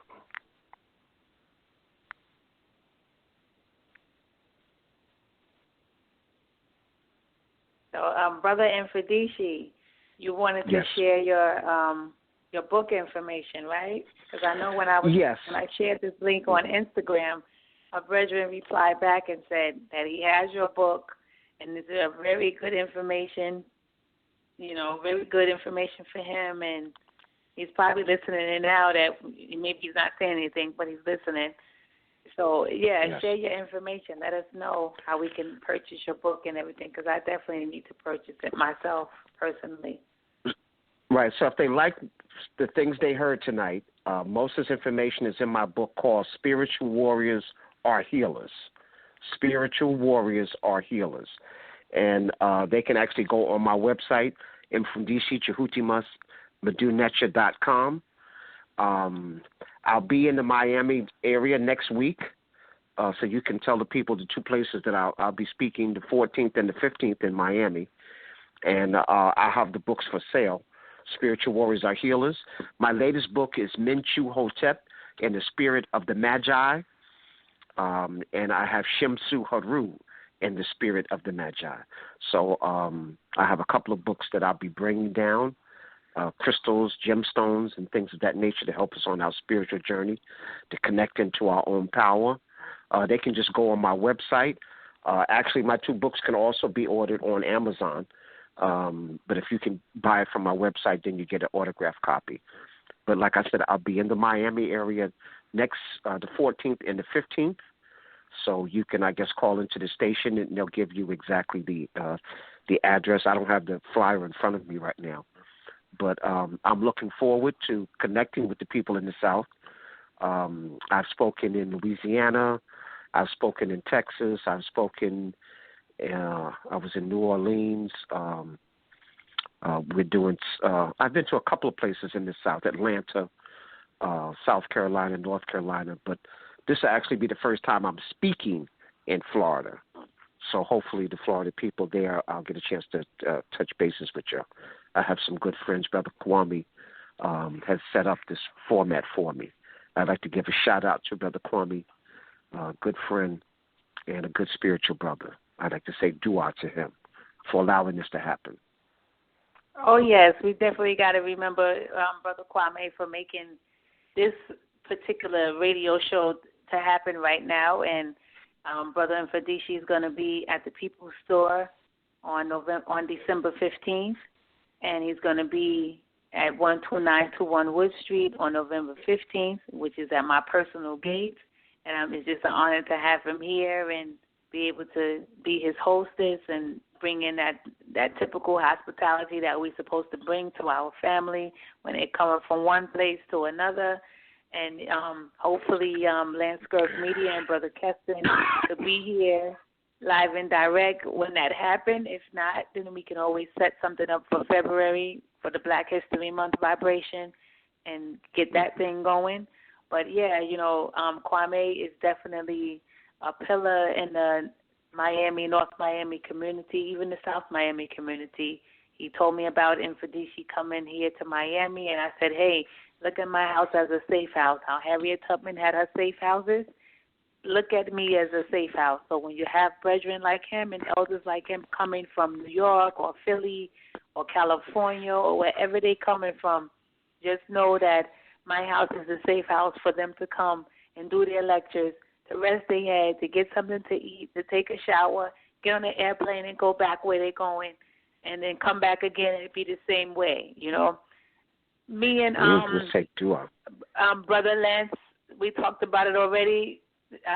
Brother Keston was on the line when we discussed it, and they're still trying to figure out how they're going to make the 15th happen because they was just over-elated like me to know that someone powerful like you is coming to Miami, and normally they want to be on the spot, but I'll let them talk about it on their own terms now, but I'm just saying, like, we spoke about you coming on the 15th, and they was trying to make it happen so they can come here and do a live recording, an interview, and we can have this thing, you know, going for future events. If it don't happen on the 15th, it could happen in February. But Lance, I'll let you and Brother Keston speak on how you want to make the 15th work out, or thus after, you know, however it work out. We know it's going to work out. Okay. Well, my sister, I'm going to definitely make it my business to be there on Friday, on Saturday, because this was already planned. So we're gonna do that. But I'm definitely gonna, you know, take the time off to come and sit with you guys on Friday, because I mean, this is, you know, like I said, it's a great honor for me, really. So, you know, Brother Mfundishi, you know, believe me, the Creator has sent you, I mean, with this message. So, you know, and it resonates with my soul. So therefore, I am going to make it my business to be there. Thank you so much, my sister, for, you know, all of this wonderful work that you're doing. Oh, yes, you're much welcome. Much welcome. This is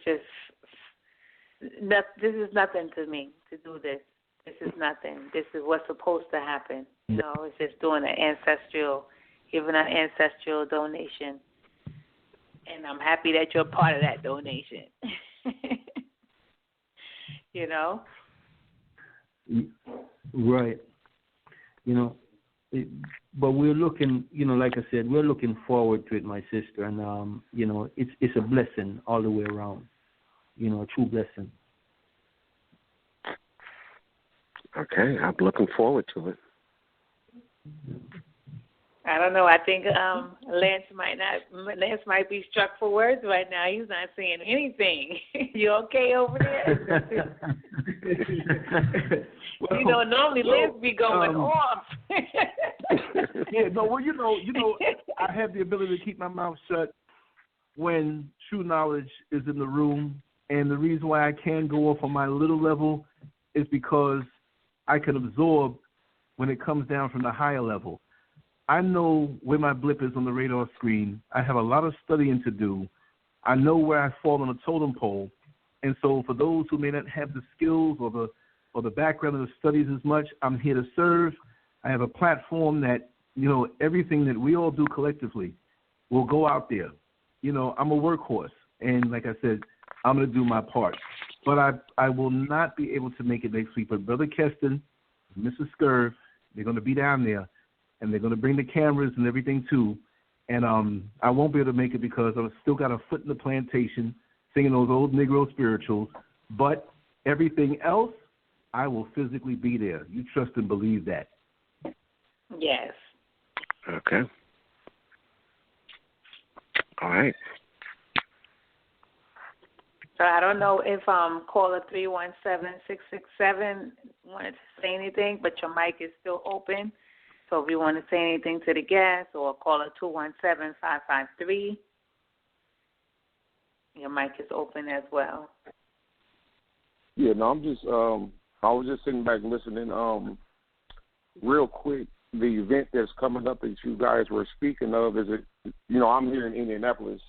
And, of course, I'm not going to be able to be there, but is there any way that I can partake or, you know, get any products or anything like that, you know, from where I am?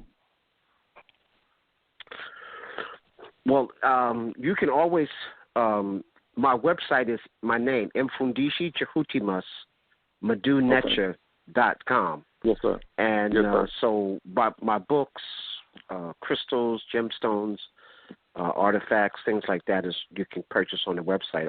I'll have that available when I'm in Miami, but you can get that. I'm based in New York, so you can always go online. And if you didn't quite get that, you can always email me. That's at Mfundishi Jhutyms at gmail.com. Gmail.com. Okay, I appreciate that. Mfundishi. Mm-hmm. All right. Peace to you, brother. Thank you. And peace to, like I said, Brother Lance, Brother Keston, to you, sister. You all have a wonderful evening. Thank you so much for having me on. Oh, yes. Okay. Most definitely. Thank you for listening in and calling in. But you don't have to hang up. You can stay on because I think Mfundishi have some final shuts down to talk about. Okay. I'll just read my... Hello? Yes.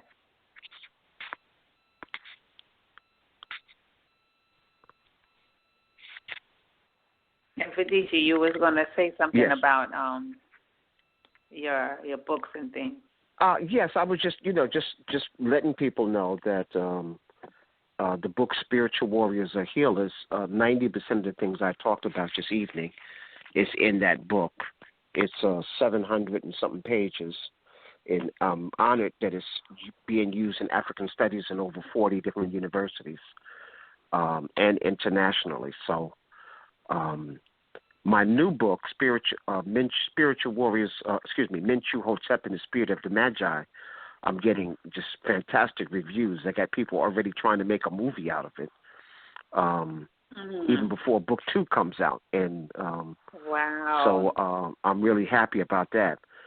What I did in my second book, as I took all of this consciousness and I brought it to life. See, it's one thing reading about, okay, you should do this, this, this, this. These are the laws. That's one thing. But now when you see somebody living it, when you see somebody going through the rites of passage, that's another thing. And that's what I tried to do in the book. I created a story based upon a real person, Menchu Hotep, who was the founder of the second golden age of ancient Egypt. And he goes through an initiation before he becomes the ruler. And I take you through that initiation in the book. It talks about the Magi. Like very few people know about the Magi. The Magi were these elite warriors who were the personal bodyguards of the kings. So now, who are these people who are so dynamic that they're the only people you want to protect the king? They're the only people who you want to be the magistrate, the judges, because of their honor, their character. How come we don't know anything about these people? So somebody's trying to keep one of the best kept secrets from us. And if you look up Magi in the book, it just says bodyguards of the king. It doesn't talk about that these are Africans from the Great Lake region, interior of Africa, who are the greatest martial arts, marksmen, bowmen, spearmen, metallurgists, blacksmiths in the world. No one knows about them, so I bring this alive in my book. It's a novel, but it's what they call historical fiction. You take real story and you give personality to it. So I've had great pleasure doing that, and hopefully when I come down to Florida, people will embrace the book. Oh, I'm sure they will, because I know you'll have some kind of PowerPoint presentation that's going to relate them to what the book is about, So as long as they're seeing like a visual of what the book is talking about, that will pretty much give them an idea of what they're going to buy. Because a lot of people, it's sad to say, but they need to see a visual effect first, and then they're okay with the written part of it. You know what I mean? Question, my brother. Yes, my brother. Quick question. Yes, sir. Will you have any books with you when you come down to Miami? Or yes, do we have I have to both. Just go on the website and get them? No, I'll bring both books with me. I'll bring a couple of dozen of Spiritual Warriors or Healers and a couple of dozen of Menchu Hotep. Both books. All right, good. Because I'm looking forward to get some from you directly. Yes, I will do that. Thank you. It's my pleasure. So, my sister, I'd like to say again, thank you very, very much for honoring me and allowing me to speak to your audience and to share, because that's all this was a sharing. And I look forward to sharing even more when I come down. And I want people to know that communication would be open. It's just not just for this weekend coming up, that I live this life 365 days a year, and I'm always open. Yes. Good to know that. And we're looking forward to having you and hosting you and just making this a good experience for you. So when you do go back to New York, you'll be able to have, I was born and raised in New York myself, so I know that we expect to get that particular hospitality. So when we go back home, we'll be able to say, yes, they're the one, they treated me well. I felt good, So that's what, at least that's what I'm trying to make happen, that you feel comfortable and people hear your message and they get what they need to get. So then when you come back again, you'll always feel doubly welcome, and then the next time triply welcome. And then hopefully maybe Lance or Brother Keston will be interested in having you come to Orlando and do some lectures there. And then we just keep expanding like that. What do you think about that, Lance and Brother Keston?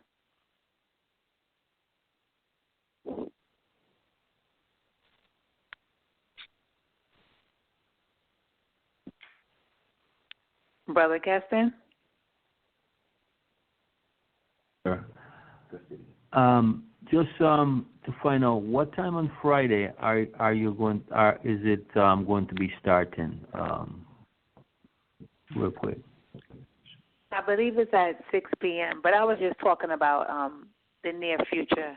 To have them come to Orlando and do something. Yes. Yeah, would love to have Brother Mfundishi come to Orlando, because we have a function at the Tree Mass, at every third Saturday.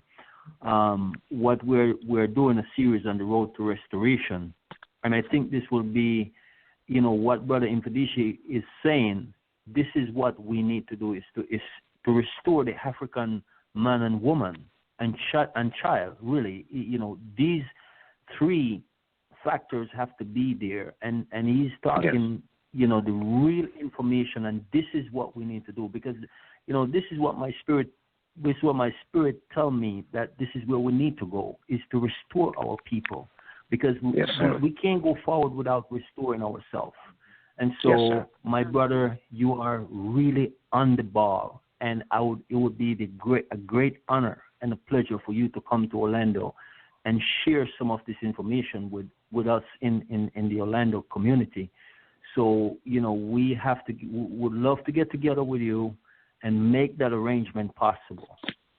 Okay. All right. I'll look forward to seeing y'all next week, okay? We'll make things happen. Yes. I'm a doer. Yes, my brother. I just want people to know that I'm a doer. It's the talking is good, but you heard one of the sister call in. I'm an action person. I can tell by your spirit, my brother. I don't have to ask no question. I can feel it in your spirit.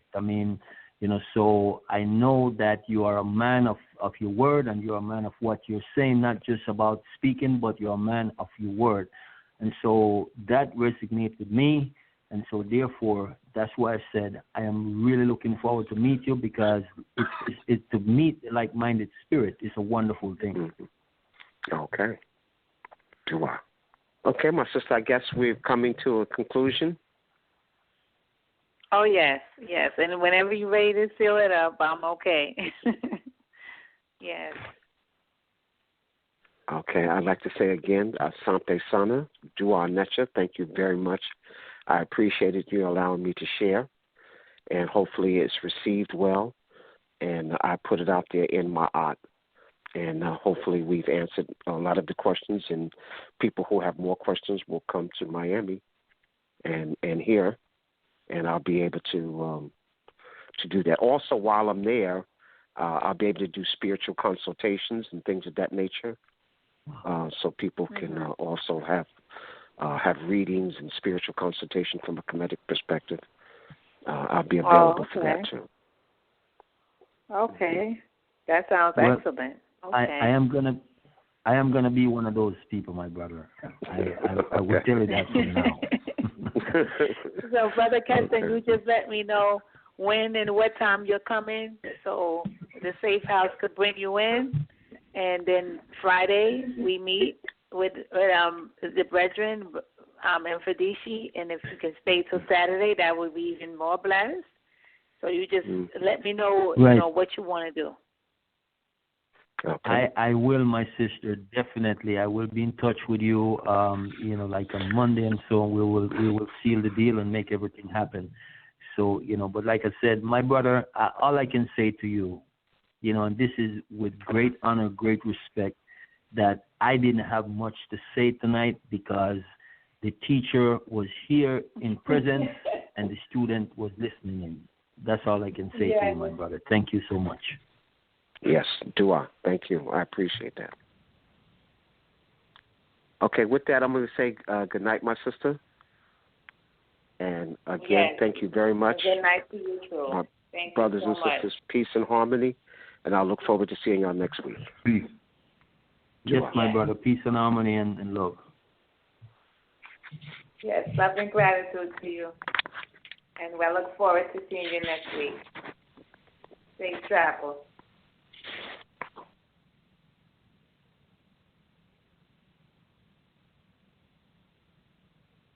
Brother Keston and Lance, are you still there? Yes, my sister, we are here. Yeah, we're still here. So you just let me me call know. you on the phone, exactly. Okay, so we'll just, all right, I'll end this blog talk and then I'll call you right for it. That's right. Oh, okay, I'm sorry. I didn't know you were still live. Because now I need to know what time and everything I am to receive Brother Keston to make sure he's comfortable and everybody is set in place, because that's how we have to do things, When Harriet Tubman was bringing her soldiers in under that Underground Railroad, she made sure everybody was safe. So that's the vibration I'm trying to bring in right now. I'm trying to just be in sync with that. Yes, so my sister, definitely. So I'll call you forward in about 2 minutes. Sure. Thank you. Okay. Peace. Love and gratitude, and give thanks for tuning in to Real Radio Talk with Lance Media and Brother Keston. More love.